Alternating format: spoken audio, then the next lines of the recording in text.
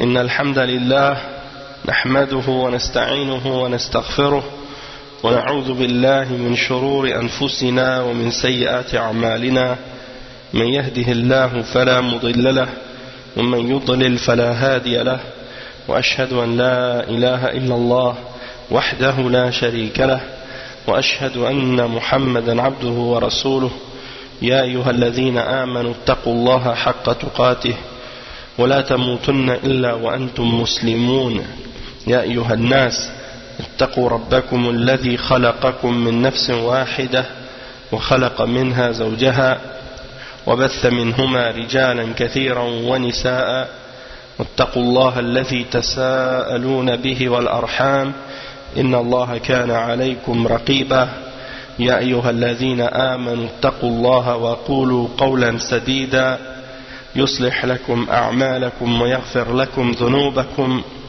ومن يطع الله ورسوله فقد فاز فوزا عظيما أما بعد وإن خير الكلام كلام الله وخير الهدي هدي محمد صلى الله عليه وسلم وإن شر الأمور محدثاتها وكل محدثة بدعة وكل بدعة ضلالة وكل ضلالة في النار أما بعد. Donc on commence aujourd'hui le cours 12 dans l'explication de Al-Usul al-Thalatha écrit par le Cheikh Mohammed ibn Abdul Wahhab rahimahullah avec l'explication du Cheikh Ubayd al-Jabiri hafizahullah. Et on est arrivé donc au cours numéro 12 comme j'ai dit, et on commence aujourd'hui dans le livre lui-même Al-Usul al-Thalatha, parce qu'on était jusqu'à maintenant dans les introductions, et on a terminé les 3 premières introductions de Al-Usul al-Thalatha, et donc là on rentre dans le cœur du sujet, c'est-à-dire les 3 fondements. Et il commence le cheikh ici justement, il dit قال المصنف رحمه الله تعالى فإذا قيل لك ما الأصول الثلاثة التي يجب على الإنسان معرفتها فقل معرفة العبد ربه ودينه ونبيه محمدا صلى الله عليه وسلم. Donc il dit rahimahullah, et si on te demande ou si on te dit quels sont les 3 fondements qui sont obligatoires à l'homme de connaître, alors dit, en réponse à cette question, c'est de connaître, c'est que le serviteur connaisse qui est son Seigneur, et quelle est sa religion, et de connaître son prophète Muhammad sallallahu alayhi wa sallam. Donc c'est ça al-usul al-thalatha. C'est ça les 3 fondements. Maintenant Cheikh Ubayd il explique ce passage. Il dit al-usul jam'u aslin wa huwa fi al-lugha ma yubna alayhi ghayruhu ma yubna alayhi ghayruhu wa yatawalladu minhu kal-asas aslu al-bina wal-jid'u aslu al-shajara qala ta'ala asluha thabitun wa far'uha fi as-sama' fa asluha jaz'uha. Donc le cheikh explique que la signification du mot usul en arabe c'est la base, ce sur quoi tu bâtis le reste, et ce de quoi découle quelque chose. Donc c'est la base, la fondation, et on peut le comparer par rapport à un arbre, au tronc. C'est comme le tronc de l'arbre, et c'est comme Allah subhanahu wa ta'ala il dit asluha thabit, les racines et le tronc, c'est une base qui est ferme, wa far'uha fi as-sama', ses branches sont élevées dans le ciel. Donc c'est ça l'exemple de la base de l'arbre, c'est les racines et le tronc. Et il dit wa fi al-istilah al-aqida, yani usul ad-din wa qawa'iduhu wa ususuhu allati yubna alayha. Donc dans la terminologie des ulama, lorsqu'ils utilisent le terme usul, c'est pour désigner la croyance, c'est pour désigner la foi, les fondements de la religion et les règles de la religion et les fondements de la religion. D'accord? Donc c'est ça que qu'on désigne comme étant les usul, les fondements. Et c'est ce sur quoi le reste de la religion est bâti. D'accord? Et le cheikh il dit ensuite وهذه الثلاثة هي ثابتة بالكتاب والسنة وإجماع المسلمين وهي معرفة العبد ربه ودينه ونبيه محمدا صلى الله عليه وسلم وهي مسائل وهي مسائل القبر الثلاث فإن الميت إذا وضع في قبره وتولى عنه أهله أتاه الملكان فأقعداه وسألاه هذه الأسئلة من ربك وما دينك ومن نبيك فإن كان مؤمنا قال ربي الله وديني الإسلام ونبي محمدا صلى الله عليه وسلم وإن كان غير ذلك قال ها لا أدري سمعت الناس يقولون شيئا فقلته. Donc le cheikh il explique que ces trois bases, ces trois fondements, la connaissance d'Allah, de sa religion et de son messager, ce sont trois fondements qui sont établis par le Coran et par la Sunna, et selon le consensus des musulmans. Et c'est la connaissance du serviteur, de son Seigneur, de sa religion et de son prophète Muhammad sallallahu alayhi wa sallam. Et ce sont les trois questions qu'on sera posées ou qui nous seront posées dans la tombe. Et donc le mort, lorsqu'il est déposé dans sa tombe et que sa famille retourne d'où ils viennent, retourne à leur maison après avoir fini de creuser, de mettre le corps dans la tombe et d'avoir recouvert la tombe de terre, ils retournent à la maison. Donc à ce moment-là, il y a deux anges qui viennent dans la tombe et qui le font asseoir. Ils font le mort s'asseoir dans sa tombe et ils lui posent les questions suivantes. Qui est ton Seigneur? Quelle est ta religion? Et qui est ton prophète? Et donc, si la personne en question est croyante, elle répondra en disant mon Seigneur est Allah. Et il va répondre en disant ma religion c'est l'islam. Et il va répondre en disant troisièmement que mon prophète c'est Muhammad sallallahu alayhi wa sallam. Tandis que si c'était quelqu'un qui était autre qu'un croyant, eh bien il ne saura pas quoi répondre. Il ne saura pas quoi répondre et il va dire ha la adri, c'est-à-dire il va dire non, il va dire ha je sais pas, je sais pas. Il va dire j'ai entendu des gens qui disaient quelque chose et moi je l'ai dit aussi. En voulant dire il faisait juste répéter sans réellement croire en qu'est-ce qu'il disait.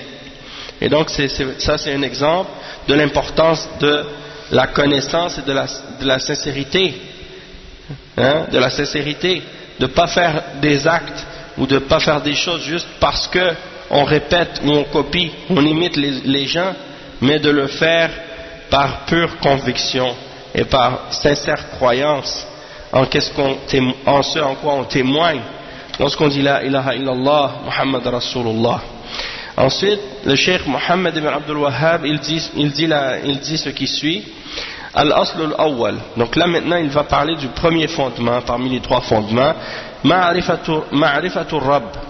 فإذا قيل لك من ربك فقل ربي الله الذي رباني ورب جميع العالمين بنعمه وهو معبودي ليس لي معبود سواه والدليل قوله تعالى الحمد لله رب العالمين وكل من سوى الله عالم وكل من سوى الله عالم وأنا واحد من ذلك العالم. Donc qu'est-ce que ça signifie ce passage? Ça signifie que le premier fondement c'est la connaissance du Seigneur, c'est-à-dire la connaissance d'Allah subhanahu wa ta'ala. Et si on te demande qui est ton Seigneur, tu dis mon Seigneur est Allah, celui qui m'a créé et qui m'a fait qui m'a, comme on dit, élevé, celui qui m'a créé, qui m'a élevé et qui a créé tous les autres mondes, tous les autres mondes et qui les a élevés de sa grâce. Et c'est lui que j'adore Hein, c'est lui mon ma'boud. Mon ma'boud, c'est-à-dire celui que j'adore. Et je n'ai rien d'autre que j'adore en dehors de lui. Et la preuve de cela, c'est la parole d'Allah subhanahu wa ta'ala dans le verset, dans Surat Al-Fatiha, le verset 2, louange à Allah, hein, toute la louange est à Allah seul, le Seigneur des mondes. Alhamdulillahi Rabbil Alamin. Et il dit ensuite, le cheikh, que tout ce qui existe en dehors d'Allah rentre dans le mot alam, c'est-à-dire les mondes. Hein? Alam, c'est le singulier. Alamun ou alamin, c'est le pluriel. Et donc, tout ce qui est, il y a deux choses qui existent. Il y a Allah subhanahu wa ta'ala et il y a l'alamun. Al-alamun, c'est qu'est-ce que Allah a créé, tous les mondes que Allah a créés. Et Allah subhanahu wa ta'ala, c'est le créateur. Et en dehors de ces deux choses-là, il n'y a rien qui existe. Hein? C'est que Allah subhanahu wa ta'ala et sa création. Et la création, Allah l'a créée à partir de rien. Hein? Et donc, moi, je fais partie, je suis une de ces créatures, un de ces mondes que Allah a créé. Donc c'est ça ce que le cheikh explique ici. Puis là il donne, Cheikh Ubaid, il va expliquer ce passage là aussi. Il dit Ma'rifatul Rabb taqtadi al-iman bih wal-iman bima yastahiquhu min al-ibadati al-khalisati wal-asma' al-husna was-sifat al-ula وبدأ الشيخ به لأنه أصل الأصول والرب يطلق على المالك والسيد والمعبود ولا تجتمع كلها إلا في الله عز وجل. المخلوق قد يكون ربا بمعنى سيدا أو بمعنى مالك وسيد ولكن لا تجتمع مع المعبود إلا الله سبحانه وتعالى فهو المالك السيد المعبود الذي له الخلق والأمر شرعا وقدرا وملكا واستحقاقا وتدبيرا وتصريفا. Donc qu'est-ce qu'il explique le cheikh? Il explique que la connaissance d'Allah subhanahu wa ta'ala, elle implique d'avoir la foi en lui. Donc c'est pas juste de le connaître comme ça puis ça s'arrête là, non, ça s'implique d'avoir la foi en Allah et la foi c'est-à-dire de croire également en ce qu'il a comme mérite un mérite exclusif et pur de l'adoration. Donc de croire que c'est lui seul qui mérite l'adoration pure et sincère. Et de croire également que c'est à lui qu'appartiennent les plus beaux noms et les attributs élevés. Et également, le cheikh il dit que le cheikh Mohammed ibn Abdul Wahhab a débuté par la connaissance du Seigneur, la connaissance de Ar-Rabb, Allah subhanahu wa ta'ala. Pourquoi? Parce que c'est la base de la base. Connaître Allah, c'est la base de la religion. Et le terme Rabb en arabe, on l'utilise pour désigner le propriétaire, le maître et celui qui est adoré. Tandis que quand on réunit ces significations-là ou ces emplois du terme Rabb dans leur signification qu'on vient de mentionner, c'est uniquement quand on parle d'Allah qu'elles peuvent être réunies ces significations-là. Toutefois, si on parle d'une créature, on peut dire à propos de quelqu'un parmi les êtres humains que c'est, par exemple, on va dire Rabbul Bayt, Rabbul Usra. En arabe, on a le droit de dire ça. Par exemple, le maître de la maison, le maître de la famille ou le chef de la famille. On peut dire ça en arabe. On peut utiliser le terme Rabb employé de cette façon pour désigner quelqu'un quand il est maître de la maison, maître de la famille et ainsi de suite. On dit Rabbul Bayt, Rabbul Usra.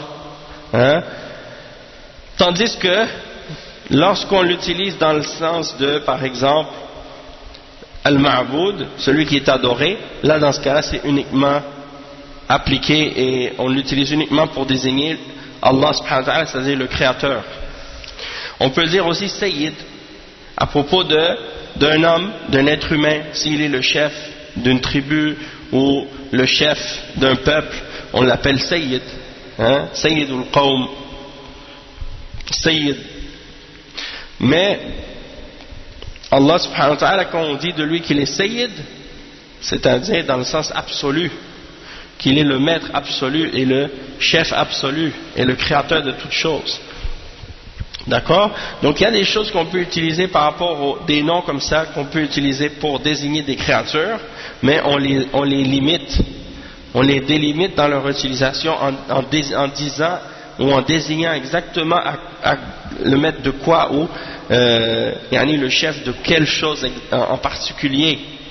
C'est pas comme Allah subhanahu wa ta'ala, puisque Allah lui, il est le maître, il est le maître absolu, le Seigneur absolu, le propriétaire et le possesseur de toutes choses. Tandis qu'un être humain peut être malik, il peut être roi, il peut être possesseur de quelque chose, hein, mais son royaume, il est limité. Et sa possession, elle est limitée. Quand on dit que Allah, il est le malik, il est le malik de tout, sans exception. Et il possède tout, sans exception. Il est le maître de l'univers, il est le maître de la vie d'ici-bas et le maître de l'au-delà. Hein? Donc, c'est dans ce sens-là qu'il faut comprendre que si on emploie ces termes-là, Rabb ou Sayyid ou Malik, pour des créatures, pour désigner qu'ils sont maîtres de quelque chose, au roi ou possesseur ou propriétaire de quelque chose, c'est toujours dans le sens limité pour un être humain. Tandis que dans le sens quand on l'applique pour Allah, c'est dans le sens absolu et total. Et on peut pas l'employer dans le sens de ma'boud, celui qui est adoré, excepté si on parle d'Allah subhanahu wa ta'ala. Parce que c'est lui seul qui est le maître, le propriétaire, le chef, celui qui est adoré, et c'est celui à qui appartient la création et l'ordre. Selon la révélation, selon qu'est-ce qu'il a prédestiné, et dans ce qu'il possède dans l'univers, dans son royaume, et dans le sens que également c'est lui qui le mérite, qui mérite d'être appelé ainsi, et qui a l'exclusivité de ce mérite-là, et c'est lui seul qui contrôle tout et qui gère tout et qui dirige tout dans l'univers. Il dit ensuite وَقَوْلُهُ رَبِّي اللَّهِ أي معبودي كما روي عن ابن مسعود في تفسير الله ذو الألوهية والعبودية على خلقه أجمعين فلفظ الله والإله من الألوهة بمعنى العبادة فالله مألوه بمعنى معبود. Donc le cheikh explique que le terme quand tu dis Rabbi Allah, mon Seigneur est Allah, c'est-à-dire Ma'boudi. Ma'boudi, c'est-à-dire c'est celui que j'adore, hein? C'est l'objet de mon adoration, celui que j'adore. Et ça a été rapporté par Abdullah ibn Abbas dans son explication du terme Allah, hein? Quand il a expliqué le nom Allah, il a dit que ça veut dire Zul uluhiyya wal ubudiyya ala khalqihi ajma'in, c'est-à-dire celui qui possède le droit exclusif de l'adoration sur toute sa créature, sur toute la création et toutes ses créatures. Donc quand tu dis Allah ou quand tu dis Al-Ilah ou donc Allah ou Al-Ilah, c'est dans le sens de celui, et il y en a dans le sens de Al-Uluha, qui veut dire Al-Ibada, qui veut dire l'adoration. Donc Allah, ça vient de Al-Ma'lou, hein? Al-Ma'lou, celui qui a Al-Uluha, et donc c'est-à-dire celui qui est adoré, celui qui est Ma'boud. Les ulama ils disent la racine du mot Allah, ça vient du verbe alaha ya'lahu. Alaha ya'lahu, qui veut dire qui vient du terme ibada. Abada ya'budu, hein? Ibadatan, al-ibada. Et donc Al-uluha ou al-uluhiyya, ça veut dire l'adoration. Et quand tu dis ilah ou al-ilah, ça veut dire qu'est-ce que tu adores, une chose adorée, al-ma'boud. Et personne ne mérite d'être adoré excepté Allah. C'est pour ça qu'on dit dans le témoignage la ilaha illallah. Il n'y a pas d'ilah dans le sens qu'il n'y a pas de ma'boud, haqq, qui est véridique et qui est vérité et qui mérite d'être adoré excepté Allah. Illallah. La ilaha illallah. La ma'boud haqqun illallah. C'est ça que ça signifie. Et donc ensuite le cheikh il dit Alladhi Rabbani. Donc c'est mon Seigneur, celui que j'adore, lui seul, et qui m'a, yani Rabba. Rabba, qui vient de Rabba, yani c'est la même racine que le terme tarbiya. Tarbiya. Tarbiya qui veut dire l'éducation, mais qui veut dire aussi le fait d'élever, de nourrir, de transformer, de développer, et ainsi de suite. Donc le terme Rabb, qui veut dire beaucoup de choses en réalité, et c'est pour ça que lorsqu'on l'interprète Ar-Rububiyya, eh bien on l'explique en disant le maître, le créateur, le pourvoyeur, celui qui fait vivre, celui qui fait mourir, celui qui contrôle toutes choses. Tout ça, ça désigne qu'est-ce que signifie le terme Rabb, parce que celui qui est un Rabb, il fait toutes ces choses-là.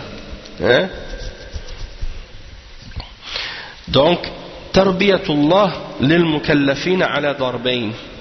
Allah subhanahu wa ta'ala, sa tarbiya des créatures et des êtres humains, elle est de deux sortes.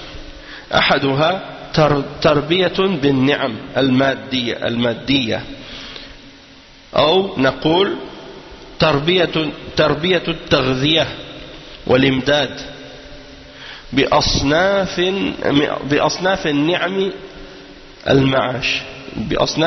المعاش والثاني تربية الله لعباده بما أنزله على رسله من وحيه وهذه التربية الدينية. إذن يمكن أن نقول إن تربية الله عباده منها ما هو دنيوي ومنها ما هو ديني، منها ما هو دنيوي ومنها ما هو ديني، والنعم جمع نعمة. Donc le cheikh explique, parce que dans le texte de Cheikh Mohammed Abdul Wahhab, lorsqu'il dit, et si on te demande qui est ton Seigneur, il dit, mon Seigneur c'est Allah, celui qui m'a rabbani, il a fait mon éducation, il m'a élevé, il m'a fait grandir, il m'a fait me développer, il m'a fait, celui qui m'a créé, celui qui m'a fabriqué, celui qui m'a fait, et qui m'a nourri, et qui m'a donné tout ce que j'ai besoin comme subsistance et ainsi de suite. Alladhi Rabbani wa Rabba Jami' al-alamin bi ni'amih, et qui a également fait de même avec tous les mondes par ses grâces. Et le cheikh explique, Cheikh Ubayd Hafizahullah, il explique que la façon dont Allah subhanahu wa ta'ala a fait disons comment il s'est occupé de sa création et comment il les a élevés, c'est de deux catégories. Celle qui est reliée aux besoins matériels de la création, donc il s'est occupé de sa création, il les a nourris, il les a fait se développer en leur donnant toutes ces grâces matérielles. Donc en les nourrissant et en leur donnant leur subsistance et en leur donnant ce qu'ils ont besoin pour vivre, comme la nourriture et autres. Et l'autre catégorie d'éducation qu'il nous a donnée, et l'autre façon de laquelle il s'est occupé de nous et qu'il nous a donné qu'est-ce qu'on a de besoin pour nous développer, c'est par rapport à ce qu'il a révélé à ses messagers comme révélation. Et ça, c'est l'éducation religieuse. hein, l'éducation religieuse. Donc on peut dire que l'éducation qu'Allah subhanahu wa ta'ala donne à ses serviteurs est de deux catégories. Celle qui est l'éducation par rapport aux affaires de la vie et l'éducation par rapport aux affaires de la religion. Et donc tout ça, ça fait partie des grâces d'Allah, et on dit en arabe ni'ma au singulier, et le pluriel de ni'ma c'est ni'am. Donc le cheikh il dit ensuite وَرَبَّى جَمِيعَ الْعَالَمِينَ بِنِعَمِهِ وَهُوَ مَعْبُودِي لَيْسَ لِي مَعْبُودٌ سِوَاهُ. C'est-à-dire, et c'est lui que j'adore seulement, et je n'ai aucune chose que j'adore en dehors de lui. وَهُوَ مَعْبُودِي, c'est-à-dire ma'boud c'est selon le modèle du nom ou du mot maf'oul qui dit celui qui subit l'action, et Allah subhanahu wa ta'ala c'est lui qui reçoit l'adoration qu'on lui donne. Donc nous on est les adorateurs et il est celui qui est adoré, et donc il est al-ma'boud. Et quand tu dis huwa ma'boudi, c'est-à-dire c'est celui que j'adore, laysa li ma'boudun siwahu, je n'ai pas rien d'autre que j'adore en dehors de lui. Ok, et il dit وَهَذَا هُوَ, il dit هذا هو تحقيق معنى لا إله إلا الله وصحته لا معبود بحق سواه أو لا معبود حق إلا الله وهذا هو تحقيق معنى لا إله إلا الله. Donc le cheikh explique que quand on dit huwa ma'boudi laysa li ma'boudun siwahu, en réalité c'est comme si tu disais la ilaha illallah, hein? Huwa ma'boudi laysa li ma'boudun siwahu, c'est-à-dire c'est lui que j'adore et je n'ai rien d'autre que j'adore en dehors de lui. C'est la même signification que de dire rien ne mérite d'être adoré excepté Allah subhanahu wa ta'ala, parce que la ilaha illallah c'est ce que ça signifie, la ilaha illa Allah. Donc tu dis la ilaha, c'est-à-dire il n'y a pas de ma'boud, il n'y a pas d'être qui mérite d'être adoré. Mais on ne peut pas le traduire de cette façon. C'est ça que les gens qui ont fait l'erreur de traduire la parole du tawhid ou le témoignage de la ilaha illallah en disant il n'est de Dieu que Dieu, c'est totalement incorrect, puisque tu ne peux pas dire ça, hein? Premièrement, c'est incorrect de dire la ilaha illallah dans le sens en français quand tu le traduis de dire il n'est de Dieu que Dieu. C'est incorrect de dire ça. Pourquoi? Parce qu'il y a beaucoup de dieux, beaucoup de divinités qui existent. Il y a beaucoup de dieux, il y a beaucoup de divinités qui existent sur terre.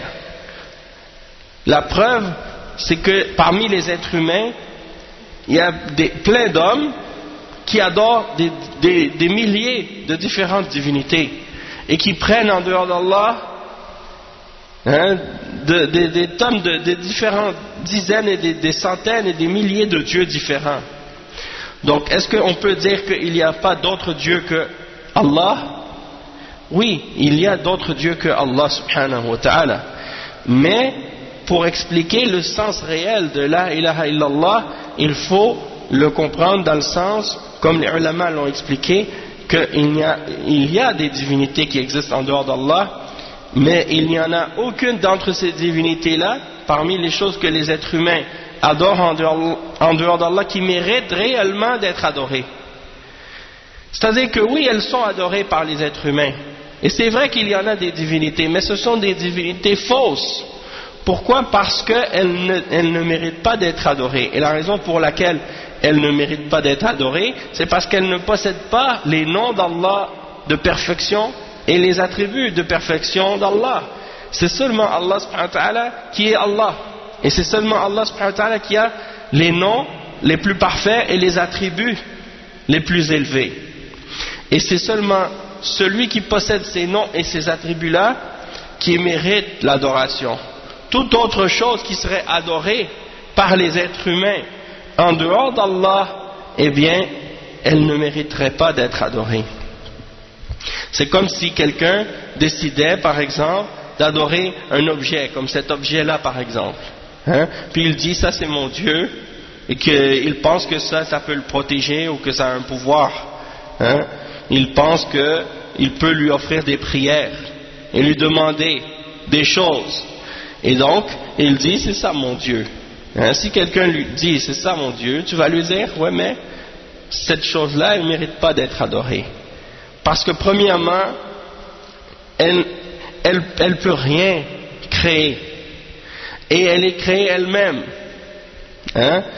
Comment donc, si elle est même pas capable de créer quoi que ce soit, comment donc pourrait-elle être Dieu?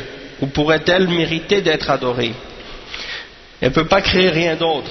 Et elle est elle-même créée et fabriquée par quelqu'un. Donc, elle ne mérite pas d'être adorée. Et non seulement ça, elle n'entend pas, elle n'entend rien.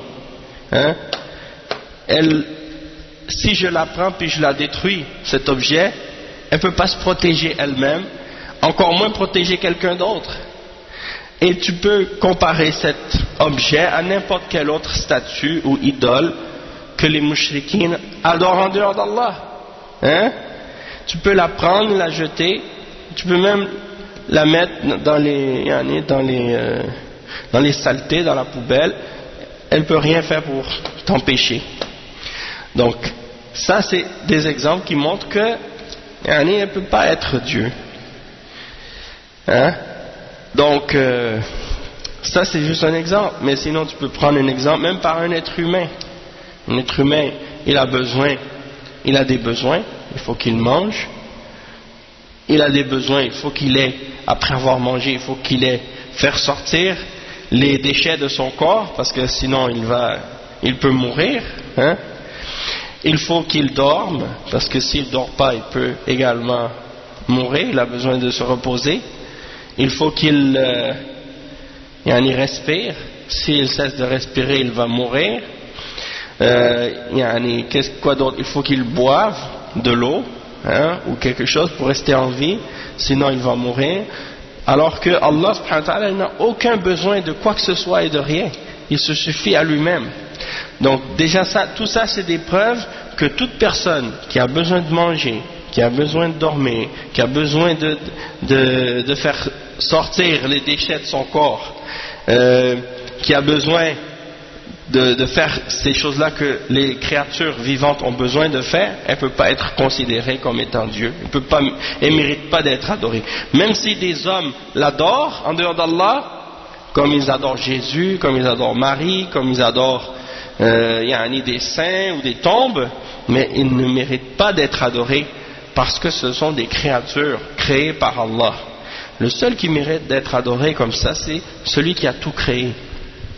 Et si vous regardez, par exemple, dans Surat Al-Furqan, dans les premiers versets dans Surat Al-Furqan, Allah subhanahu wa ta'ala, il mentionne des arguments comme ça pour montrer aux mushrikines que qu'est-ce qu'ils adorent en dehors d'Allah, c'est pas fondé, c'est pas supporté par la raison. Et il dit par exemple, الذي له ملك السماوات والأرض ولم يتخذ ولدا ولم يكن له شريك في الملك وخلق كل شيء فقدره تقديرا. Il dit, celui à qui appartient la royauté des cieux et de la terre, qui ne s'est point attribué d'enfant. Donc, il nie qu'il a un enfant et c'est à lui qu'appartient tout ce qui est dans les cieux et sur la terre. Qui n'a point d'associé dans son royaume. Il n'a pas d'enfant, il n'a pas de fils ou de fille ou quoi que ce soit, et il n'a pas de partenaire ou d'associé dans son royaume. Il a créé toute chose en lui donnant sa juste proportion. Après il dit, واتخذوا من دونه آلهة لا يخلقون واتخذوا من دونه آلهة لا يخلقون شيئا وهم يخلقون. ولا يملكون لأنفسهم ضرا ولا نفعا ولا يملكون موتا ولا حياة ولا نشورا. C'est-à-dire, et ils ont adopté en dehors de lui des divinités. Donc c'est la preuve qu'il y en a des divinités. Hein? Des hommes, ils en ont pris des divinités. Mais il dit, ils ont adopté en dehors de lui des divinités qui, étant elles-mêmes créées, ne créent rien. C'est-à-dire, elles ne peuvent rien créer, ces divinités-là. Et elles ne possèdent la faculté de faire ni le bien, ni le mal pour elles-mêmes. C'est-à-dire, elles ne peuvent pas se profiter elles-mêmes, et elles ne peuvent pas profiter à d'autres, et elles ne peuvent pas non plus nuire. Elles ne peuvent pas profiter à elles-mêmes ou à d'autres, et elles ne peuvent pas nuire à elles-mêmes ni à d'autres. ولا يملكون لأنفسهم ضرا ولا نفعا ولا يملكون موتا. Ils ne sont pas maîtresses ni de la mort, ولا حياة, ni de la vie, ولا نشورا, ni de la résurrection. Donc Allah subhanahu wa ta'ala, il s'est décrit lui-même dans le verset avant, le verset 2, il mentionne ses qualités et ses caractéristiques, et comment il n'a besoin de rien, et comment il n'a pas d'associé, et comment tout lui appartient dans les cieux et sur la terre, et qu'il ne partage rien, pas même un atome avec quiconque en dehors d'Allah, dans la création, et que c'est lui qui a donné à chaque chose sa proportion.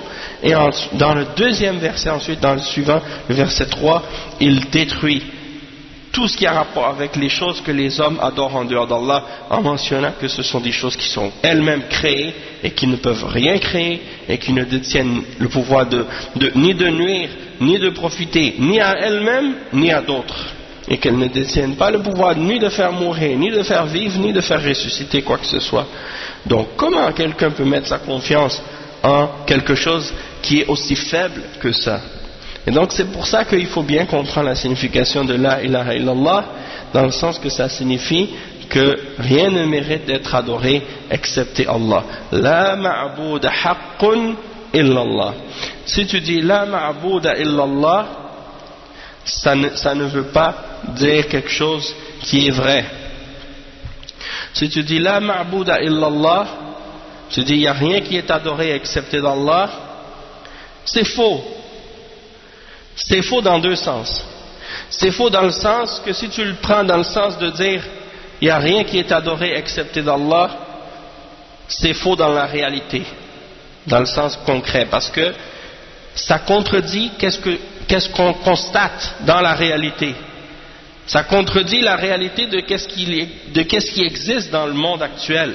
Si tu dis il n'y a rien qui est adoré excepté Allah, c'est faux, puisque tu vois les hindous qui adorent des milliers de dieux, tu vois les bouddhistes qui adorent des statues, tu vois les chrétiens qui adorent des croix et qui adorent des images et qui adorent des saints et qui adorent Marie et Jésus et tous les anges.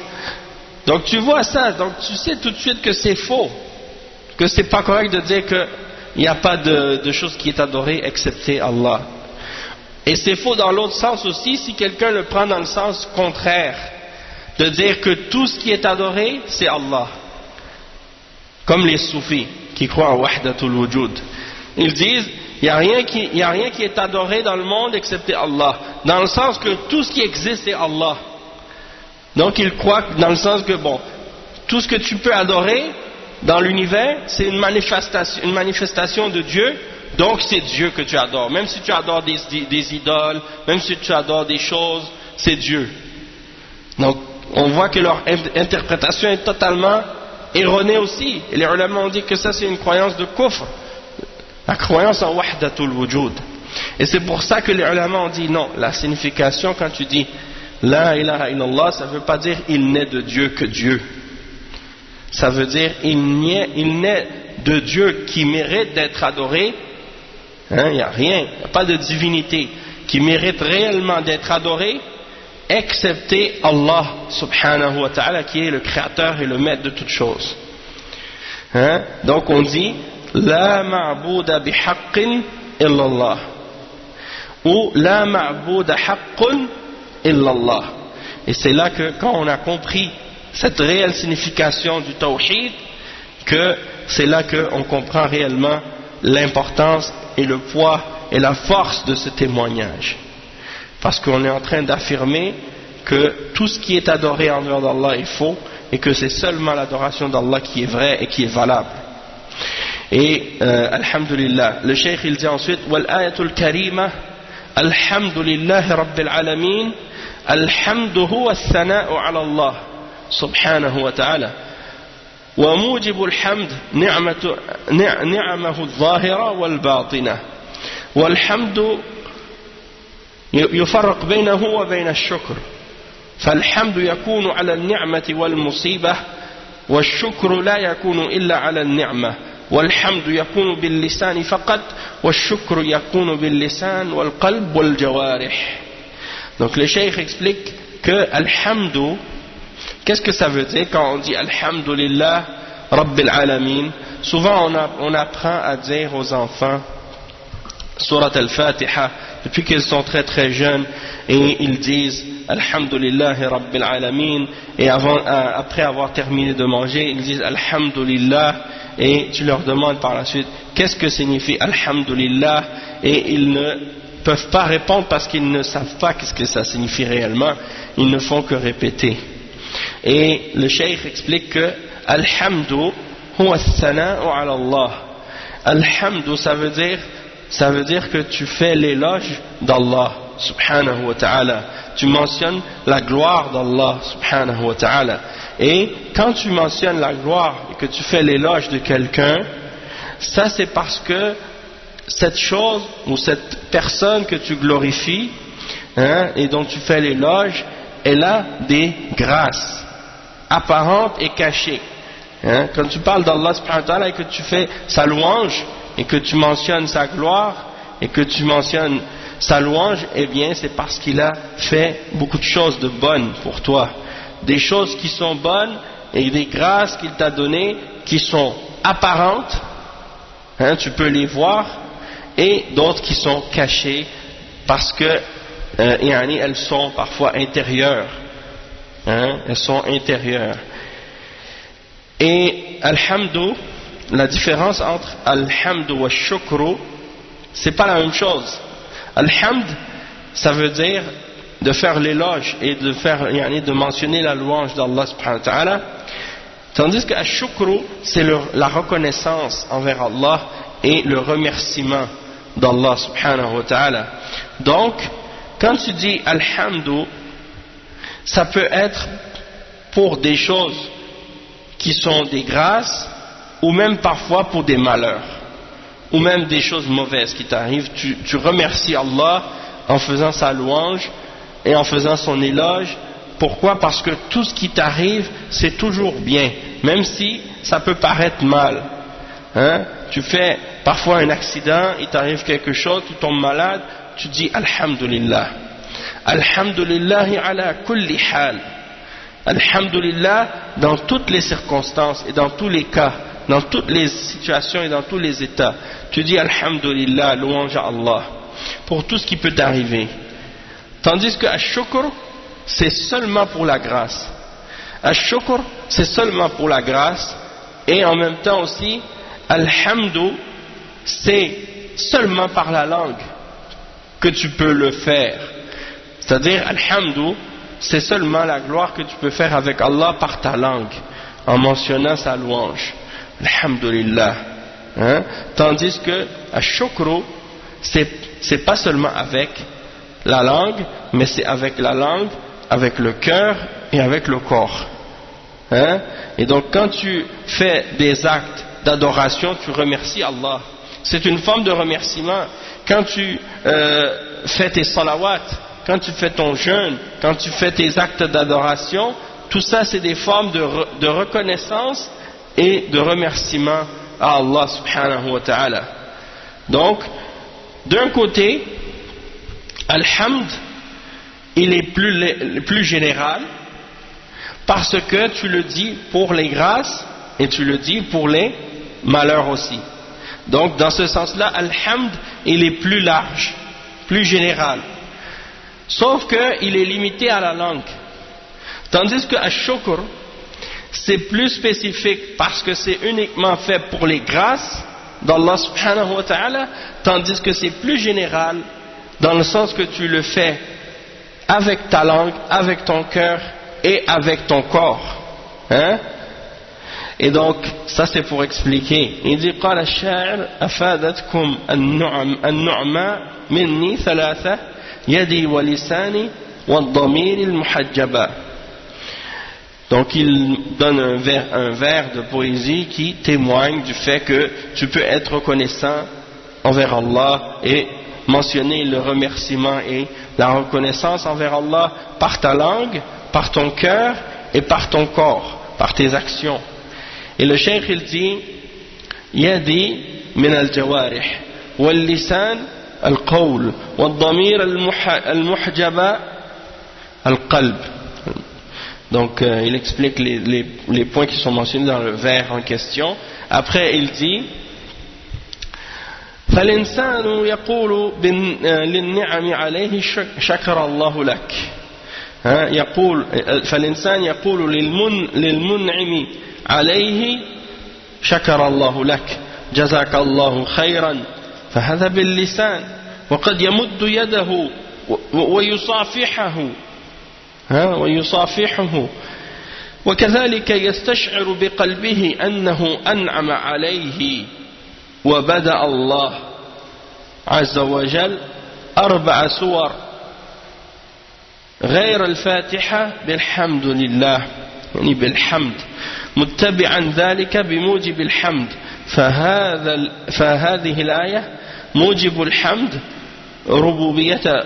ربوبيته لله أو ربوبيته الله سبحانه وتعالى لعباده أو ربوبية الله لعباده ربوبيته لعباده. Donc le cheikh il dit Alhamdulillah Rabbil Alamin. On le retrouve dans plusieurs versets. Il dit il y a 4 versets en dehors de la Fatiha qui commencent par Alhamdulillah Rabbil Alamin. Il dit que en ce qui concerne le remerciement, ash-shukr, eh bien l'être humain il le dit à la personne quand la personne lui fait un bien. Quelqu'un te fait un bien, tu dis que Allah te remercie, shakarallahu lak, ou bien tu dis jazakallahu khayran, que Allah te récompense en bien ou en meilleur. Et ça c'est avec la langue. Et peut-être que tu vas lui serrer la main, ça c'est avec un geste avec le corps. Et dans ton cœur tu ressens cette grâce que tu as reçue. Donc ça c'est un exemple. Et il dit que Allah subhanahu wa ta'ala a débuté plusieurs surahs dans le Coran. Il mentionne 4 surahs dans le Coran en dehors de la Fatiha qui commence par Alhamdulillah et qui mentionne par la suite la cause qui a été mentionnée pour cette glorification que Allah a mentionnée de qu'est-ce qui a fait que il mérite cette louange. Il le mentionne dans les sourates en question et il va les énumérer. Il dit فما الصور الأخر الأربعة الأولى الأنعام أولها الحمد لله الذي خلق السماوات والأرض وجعل الظلمات والنور ثم الذين كفروا بربهم يعدلون فوجب الحمد خلق السماوات والأرض ou bien فموجب الحمد خلق السماوات والأرض وجعل الظلمات والنور. Donc la première surah en dehors de surat al-Fatiha qui commence par Alhamdulillah, c'est le verset 1 dans surat al-An'am dans lequel Allah subhanahu wa ta'ala dit louange à Allah, celui qui a créé les cieux et la terre et qui a fait les ténèbres et la lumière. Puis ceux qui ont mécru donnent des égaux à leur Seigneur, ou bien mettent à leur Seigneur ou donnent à leur Seigneur des égaux. Qu'est-ce qui fait que ici Allah subhanahu wa ta'ala mentionne la louange? Il mentionne qu'il mérite la louange du fait qu'il a créé les cieux et la terre et qu'il a créé les ténèbres et la lumière. Le deuxième exemple c'est dans surat al-Kahf dans lequel Allah subhanahu wa ta'ala dit الحمد لله الذي أنزل على عبده الكتاب ولم يجعل له عوجا وموجب الحمد فيها إنزال الله الكتاب على رسوله صلى الله عليه وسلم الكتاب الهادي المستقيم.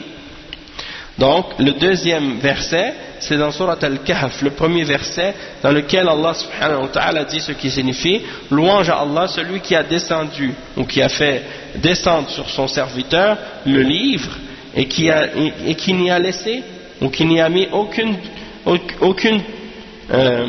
tortuosité. Naam. Et donc, qu'est-ce qui a été l'indication de cette louange dans le verset en question? C'est le fait que Allah subhanahu wa ta'ala a révélé le livre sur son messager, qui est un livre qui est un guide et qui est un livre qui est droit. Le verset numéro 3, ou la troisième sourate dans laquelle il y a la mention de Alhamdulillah, c'est sourate Saba. Sourate Saba qui commence en disant الحمد لله الذي له ما في السماوات وما في الأرض وله الحمد في الآخرة وهو الحكيم الخبير,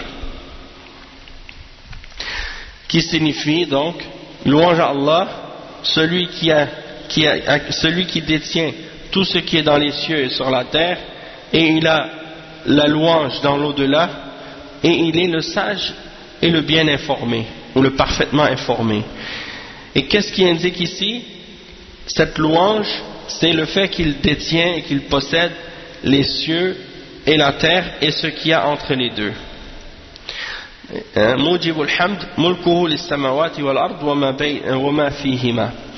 Et al-rabi'a, c'est wal-akhira, Fatir, surat Fatir, يقول فيها الحمد لله فاطر السماوات والأرض جاعل الملائكة رسلا أولي أجنحة مثنى وثلاث ورباع.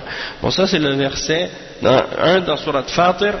Allah subhanahu wa ta'ala dit louange à Allah, celui qui a créé les cieux et la terre et qui a fait des anges avec deux ailes, 3 ailes ou 4, et il augmente dans sa création comme il veut.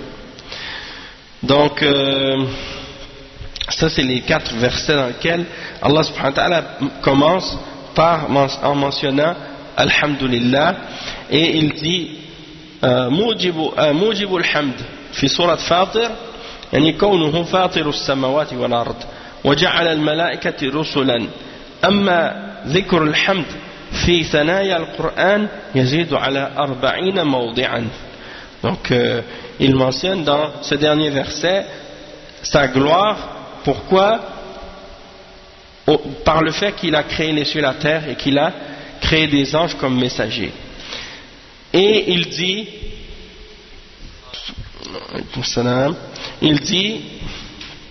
dans l'explication du terme Al-Alamin, tafsir lil-Alamin bi-Alam, هذا صحيح. جمع عالم والعالم أو العالمين لا مفرد له من لفظه مثل الأهلين لا مفرد له من لفظه والعوالم وهي جميع المخلوقات من سماوات وأرض وملائكة وإنس وجن ودواب كلها عوالم فهي مدينة لله عز وجل خاضعة لسلطانه وهي مليكها ومصرفها وإلهها. Donc le cheikh explique pour terminer que l'explication du cheikh quand il mentionne al-alamin, c'est vrai que c'est le pluriel du mot alam, et alam il dit qu'il n'a pas de singulier, c'est un mot qui n'a pas de singulier, comme le mot ahlin ou ahloun, il n'y a pas de singulier dans la même forme. Et donc al-awalim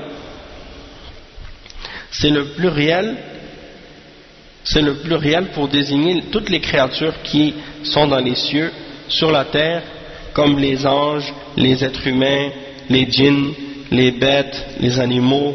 Tout ça font partie des différents mondes, hein, ou bien al-awalim.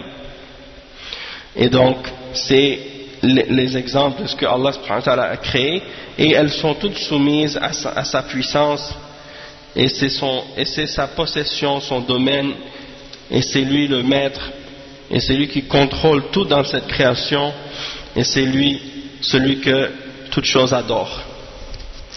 Donc, on va s'arrêter ici pour aujourd'hui, Inch'Allah, et on continuera la suite au prochain cours, Inch'Allah. سبحانك اللهم وبحمدك أشهد أن لا إله إلا أنت استغفرك وأتوب إليه وصلى الله وسلم على نبينا محمد وعلى آله وصحبه أجمعين والسلام عليكم ورحمة الله وبركاته.